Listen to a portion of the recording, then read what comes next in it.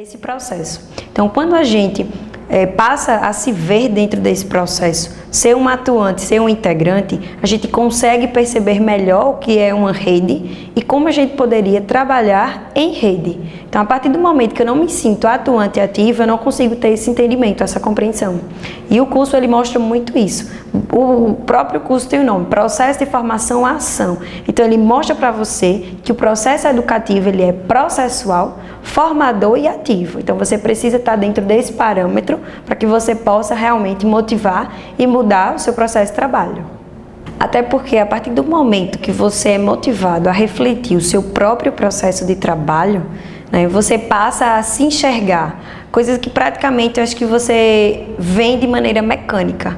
Então, quando a gente vem da educação tradicional, a gente vem com aquele modelo educativo, formador, né, de trabalhadores antigos na rede. Então, ele vem com uma mentalidade meio que tradicionalista e mecânica do processo de trabalho. Então, a partir do momento que a gente vê que cada nossa ação, cada nossa mudança, que não precisa ser algo muito inédito, pode fazer diferença, como uma atualização, uma introdução de novas metodologias, isso pode realmente motivar aquele profissional e ver o quanto cada ação mínima ela pode ser transformadora dentro daquele processo. Então, os indicadores que a gente passou a trabalhar, a gente vê todo esse processo, porque de certa forma e maneira os indicadores eles só é visto, né, numa disciplina de epidemiologia quando você está naquele processo de faculdade, que acha que é algo somente para levantamento de dados, para conhecimento de mortalidade.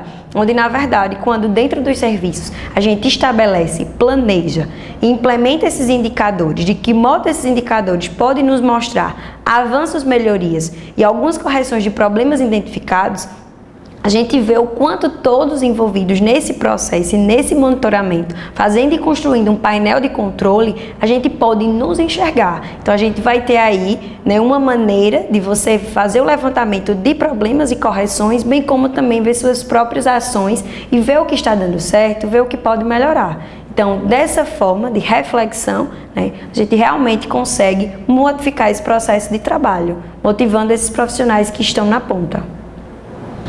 Para mim foi bastante importante, como a gente tem integrantes de todas as altas e médias complexidades e atenção básica aqui dentro desse processo. Então, a gente conhecer toda a nossa atenção em saúde, todos os serviços, as limitações de cada serviço e de que modo a gente juntos poderia fortalecer essa saúde, né, trazendo para a nossa região, que é a regional de Caruaru. Então, isso para mim foi um ganho enorme, porque a gente pôde perceber o que cada serviço conseguia oferecer aos usuários e de que modo juntos a gente poderia estar se articulando, estar pactuando, estar melhorando em algumas ações, traçando algumas estratégias do que a gente poderia nos unir e fortalecer esse processo de rede. E o que ficou para mim de muito importante é que me fez conhecer, né, melhor essa rede, que eu acredito que se você não conhece a rede, você não tem como trabalhar em rede.